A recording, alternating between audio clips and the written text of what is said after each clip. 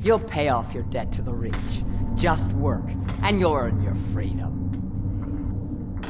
Right. Cell block 4.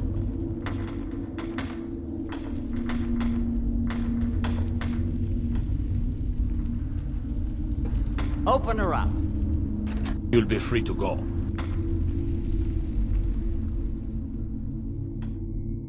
A thief from the Thieves Guild, sent to Markarth on a simple job.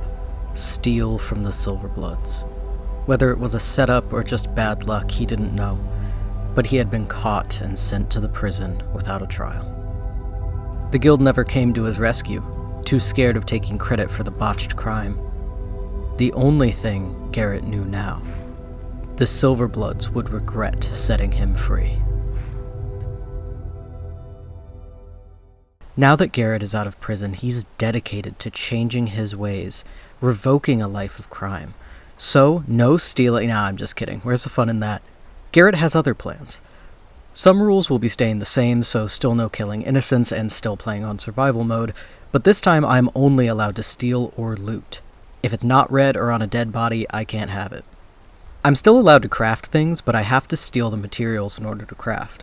I'm trying to build craft a little bit more during these runs now, so I'll only be using daggers, short swords, and illusion spells for combat. And of course, the most important rule for any thief, don't get caught. I started by leaving the mine and checking the barrels outside for food before I realized that breaks the rule of the run. I'm just so used to the normal rule set that my brain was on autopilot. So I restarted and began looking for stealable items that might be useful. I entered the Warrens across the way and began practicing my lockpicking. They didn't have much and I felt bad taking what little they did have, so I just took a little rest on one of the hay piles and left. Now that it was night, I could start taking things and leveling sneak. I went over to the blacksmith and took some crafting supplies so I could make myself some new armor. The first things I made were some rings with the silver that is plentiful in Markarth. The next thing I made was a hood to hide my identity. It looks a little funny without the rest of the matching armor, but I'll craft that all at some point. This is the only time in a run that I've been disappointed to find free crafting materials. I had to pass up these leather strips, unfortunately. I picked this lock on the jeweler's stand and stole what I could from the display. I basically immediately got caught though and had to reload. This isn't really a rule, but I don't manually save very often during these runs, just so reloading is more of a consequence. I recrafted all the stuff I had before and went back to that stand to try again. I had to wait for this lover's quarrel to end before breaking into the display, and this time I got caught stealing some meat. Another reload and crafting session later, I decided to just take the food and come back to the jewelry later. One place I knew would have unguarded food was the inn, so I broke into some of the rooms and took any ingredients I could find. I also stole some boots and a sword. I don't think I ended up using that sword though, because while it is one-handed, it doesn't look very short to me. I didn't start with many lockpicks, so I decided to try pickpocketing and instantly got caught. I feel like the pickpocketing curve is pretty steep at first, but once you level it a few times, it becomes a lot easier. I instead tried to pickpocket someone while they were asleep, and that also failed. I cooked some food for myself, but other than food and the boots, I didn't get much from the inn. As I was leaving the inn, I had a guard approach me and give a vague warning about snooping around. I assumed it was just an empty threat from the Silverbloods to keep ex-prisoners in line, so I ignored him and went about my business. As the guard walked away, Garrett caught a glimpse of one of the miners headed back to the smelter. At this hour? Garrett approached to ask about the working conditions, already knowing full well how poorly the prisoners in the mine were treated. He didn't imagine the paid workers were treated much better. And, as expected, Omlog could only lament. Garrett left the conversation feeling even more motivated than before to stick to the Silverbloods. It would take time and careful planning, but the Silverblood Empire would be toppled if it was the last thing he did. While checking out the city, I wandered into the Understone Keep and decided to speak to Calsalmo to see what he had for sale. I was mostly looking for any illusion spells he might have for sale. Luckily, he had Muffle, and despite it being an apprentice-level spell, it actually wasn't too expensive. I made note of how much gold I would need and set off to steal some. I figured picking pockets would be a good start since most people carry a couple of gold each. Pickpocket chance is tied to the value of the items stolen, so I went for lockpicks and 1 to 5 gold at a time. I did have to save scum a bit to start, but like I said before, after the first level, pickpocketing gets a lot easier. With a few more lockpicks in my possession, I broke into the Jarl's quarters and took some potions, food, and crafting supplies. I always think this bench is a chest. Does anyone else think that? I found a nice amount of gold. Every key opens something, somewhere. And a skill book for some XP. I continued to pick pockets, steal food, and keep an eye out for leather to make my scout's armor. I found a few crafting supplies at the blacksmith's quarters, another spell book, and some arrows.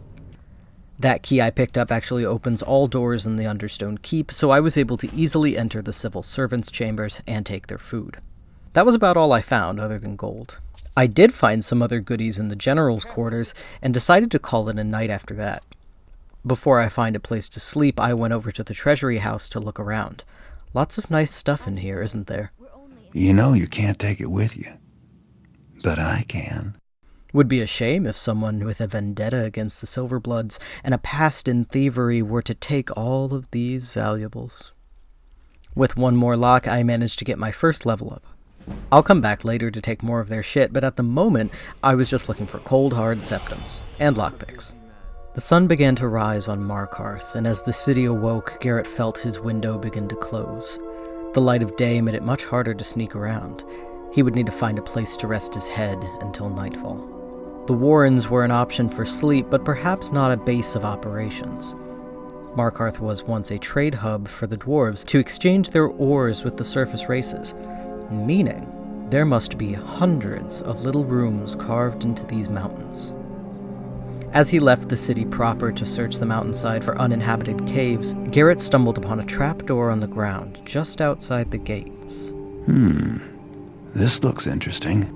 He lifted the door, checking there was no one around to see his retreat, and descended the ladder.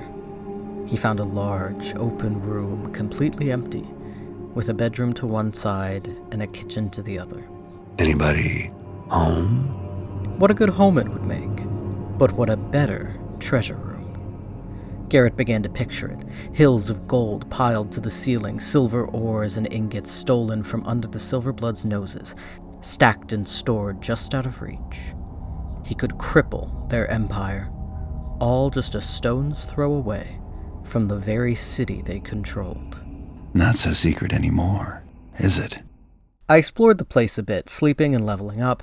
I got some more magicka so I could cast Muffle once I buy it, and put my point into speech. There was this little nook that looked like it was once a bar. Maybe I could build that back up by stealing some kegs and bar stools. We'll see. I stored away some of my stolen goods before leaving and visiting the iron mine outside of town. Of course, I broke into all the miners' houses and stole gold and crafting supplies. I wanted to break into the farmhouse too, but these old fucks just stood outside the door for the entire day, and I couldn't break in without them seeing me. Instead, I went back to the iron mine and looked around. I guess the mine counts as a dungeon, and it actually isn't owned by anyone, because nothing in there counted as stealing, not even the gold. That's a shame. Back in the city, I donated a coin and some booze to this beggar, and he gave me a quest to steal a statue from the Temple of Dibella.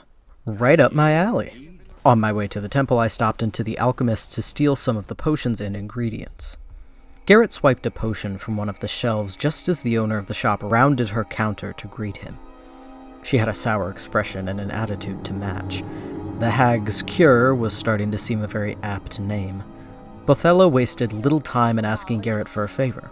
Not that anyone likes to admit buying things from you, she said, and asked if he could take a potion to the Jarl's steward, who was too worried about being seen entering the shop to come pick his order up himself. Seeing an opportunity to start building a reputation amongst the people of Markarth as the helpful sort, Garrett jumped on the request. The conversation carried on, eventually coming to the topic of the Silverbloods. How could it not? They owned Markarth. In a more literal way than Garrett would have predicted. Bothella told him about their tactics, sending out mercenaries and members of the family to intimidate attacks from every shop in town. If someone refused to pay, Thonar would go to the Jarl and force him to sell the land to the Silverbloods.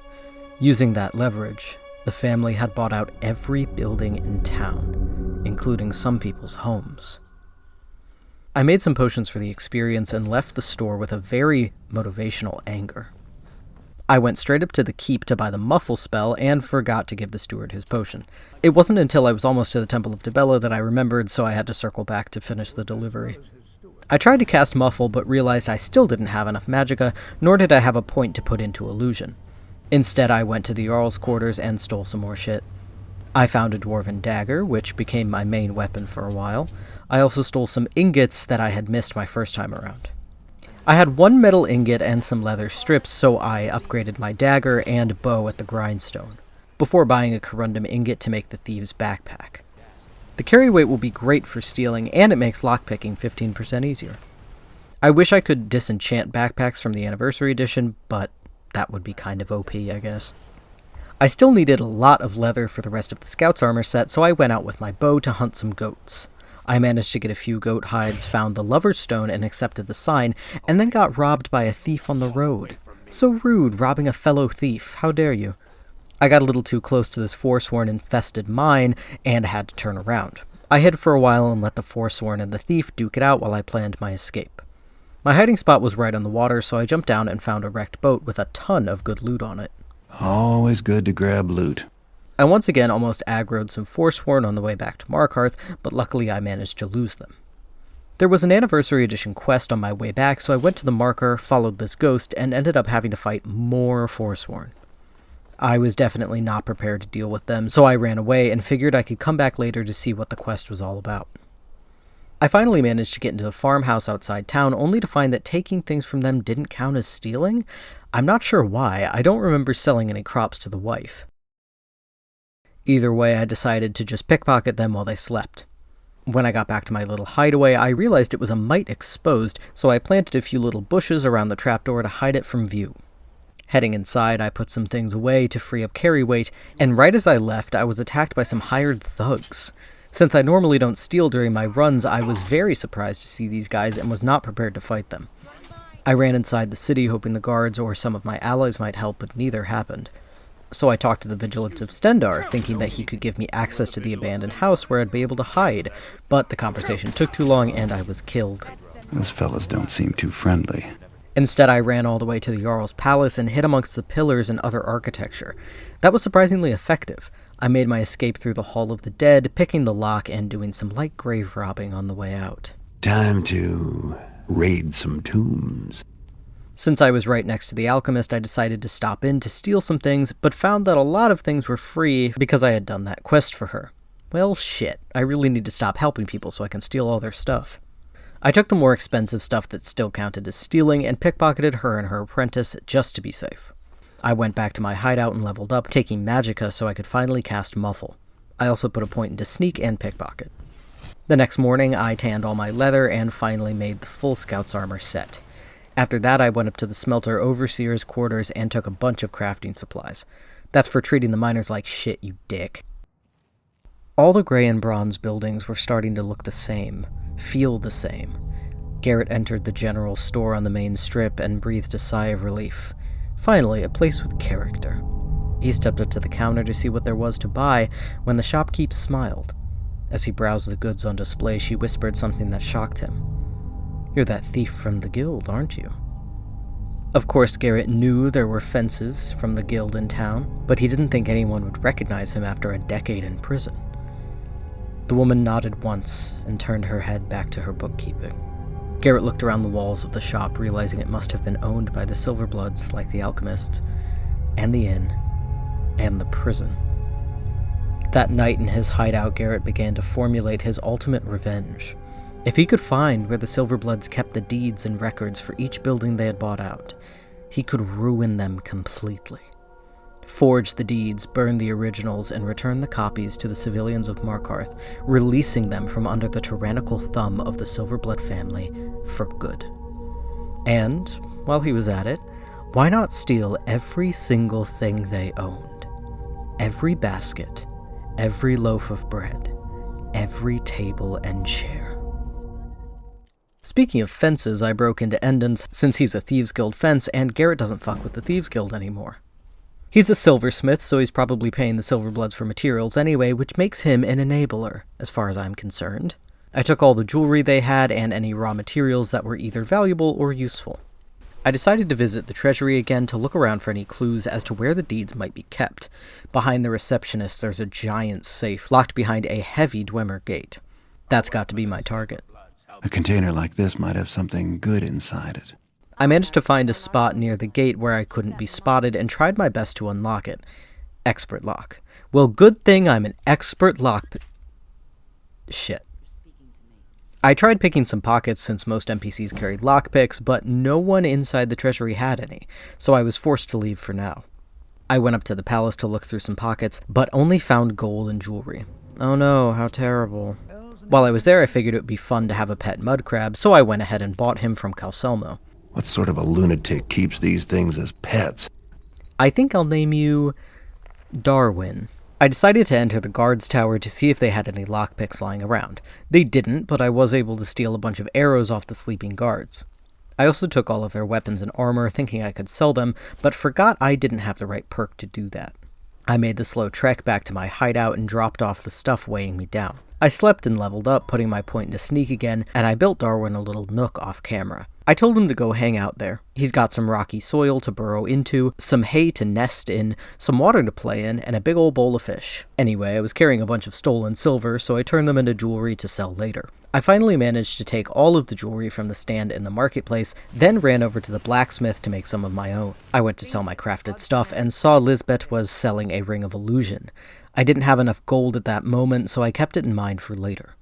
I finally decided to steal that statuette from the Temple of Dibella, sneaking into the inner chamber and finding a bunch of fun stealable stuff. The priestesses did catch me, so I just agreed to do their quest so they get off my ass. I rummaged through all of their stuff, taking what I wanted, reading the books for XP, and finally stealing the statuette. I left with a few flawless gems, and knowing I could make some nice jewelry with them, set off to find some gold. I remembered that the mine overrun by Forsworn had gold, so I figured I might as well finally put my muffle spell to work.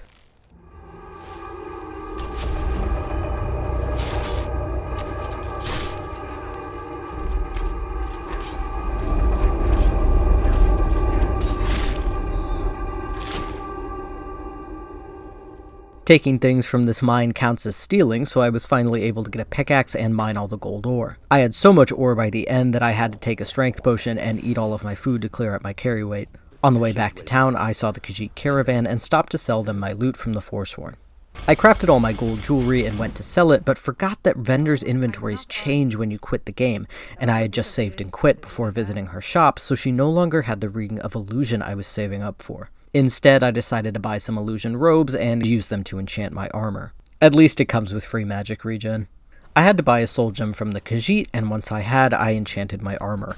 I spent some time casting Muffle, then waiting to level my illusion skill, and put some perks into illusion magic and pickpocketing. I finally decided to take that quest from Calcelmo, where he tells you to kill a giant spider, because I wanted to get into the Dwemer Museum without having to worry about sneaking around the guards. You can see how weak my bow is here. I got a sneak attack and still only did half damage. It took a while to kill all the spiders, and once I got to Nim, I kept running out of arrows and having to reload. I would have gone with a dagger, but I was trying to level archery and stealth a bit. No joke, this fight took me 20 minutes. I delivered the good news, got the key to the museum, and realized, uh-oh, things in the castle no longer count as stealing because of that quest I did. See, I really shouldn't be helping people. Thankfully, the displays in the museum still counted as stealing, so I was able to practice my lockpicking a bit and steal some cool stuff. The best thing I got, other than XP, was a dwarven bow, which is a huge damage upgrade, and an enchanted dwarven short sword. I was super excited about that one because it meant I could tackle some higher level enemies. I got some Dwemer armor too, but since it's heavy armor, I can't wear it. But I am still gonna steal it. Time to take my new sword and get out of this crazy place. I went to the inn to give the beggar his Dibella statuette, but I guess you can't do that until after finishing the Dibella Sybil quest, or maybe I wasn't supposed to get caught, I'm not sure. Either way, I guess I have a fancy gold statue for my treasure room now. I went back to my hideout, put away all my finds, and leveled up before setting out to finally deal with the Forsworn from earlier in the video. I took Darwin, hoping he would be able to help me out, but he didn't. I used a Fury spell to get the Forsworn to attack each other, then to finish them off myself. Unfortunately, the quest ended up taking me out of the hold, so I couldn't complete it, but I was near a different quest already, so I finished that instead. I found some cool dwarven plate armor, but once again, it is not light armor, so I just headed back and stored it with my loot. I slept and leveled up light armor, and also accidentally ate raw meat and got food poisoning. Whoops. You'd be surprised how often I do that. My personal save is a Khajiit, so I don't have to worry about that. Once I got into town, I sold a bunch of things and tried to upgrade my bow, but once again, reloading changed the merchant's inventory so she no longer had dwarven ingots for sale. I usually run past this guy, but I decided to help him to see if I could steal things from inside the house. In a moment of weakness, I decided that even though the game doesn't label it as stealing, this is not my house, so I'm technically taking things without permission first, which is stealing. Since I'm not killing innocents, I figured I would just leave the house before Molag Bal made me kill the Vigilant, but I guess that's not how the quest works. Either way, the Vigilant attacked me first, so I was just defending myself. I heard an eerie voice calling me down to the depths, and with my only exit locked, I followed. There was this creepy altar with a mace floating ominously above it. The altar and the mace alike were stained with blood and rust. The air smelled of iron, the ground sticky and black. As I stepped forward onto the altar, a wall of spikes closed around me, locking me into conversation with a disembodied voice. It spoke directly through my thoughts, ringing from inside my own ears. Okay, who's doing this? Is it Digane? Digane, you tricksy beggar, come out here. Very funny, man. Alright, now let me out.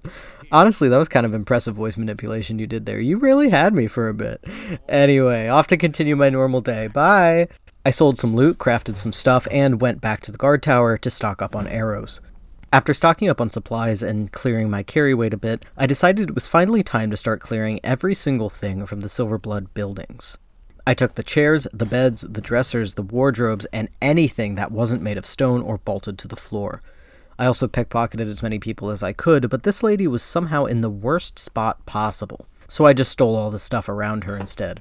Once I was over encumbered, I left to take everything back to my hideout, and so the mound begins. I had to go back to the treasury to get the rest of the stuff, and took absolutely everything. This guy has to be blind, because he didn't notice this somehow.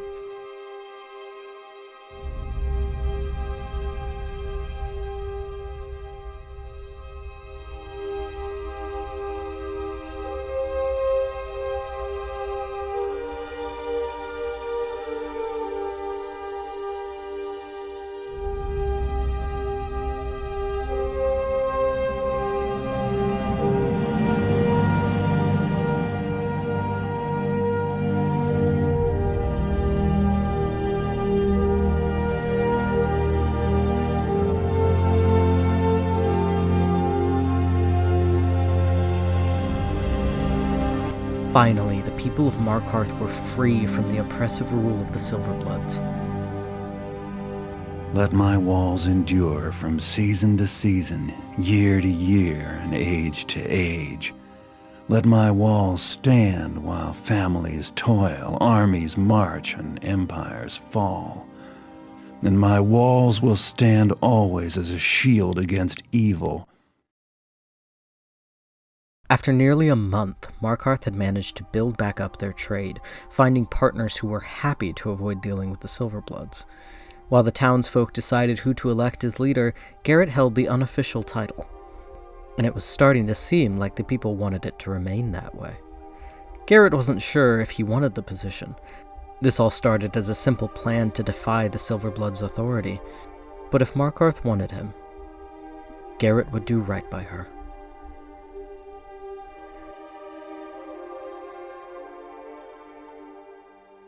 Thank you for watching, and special thanks to my patrons. Thank you Carl Lambert, Lark McManus, Perso Comrade, Hiding Pig, Internet Weasel, Mary Miss Mori, Noah, Sage Nicholson, Sang County, Cirque, Wisty, Capson Black, Mason McLean, Orange Llama, Stupid Chud, and Telly63. If you'd like to support me, feel free to check out the link in the description or right here on screen. I love playing as thieves in games, so this run was super fun to do. If you recognize Garrett and his voice lines, let me know in the comments. Solstheim is still coming, but I had a bit of a hiccup and deleted the save. So small delay. Anyway, thank you all again, and I'll see you in the next one.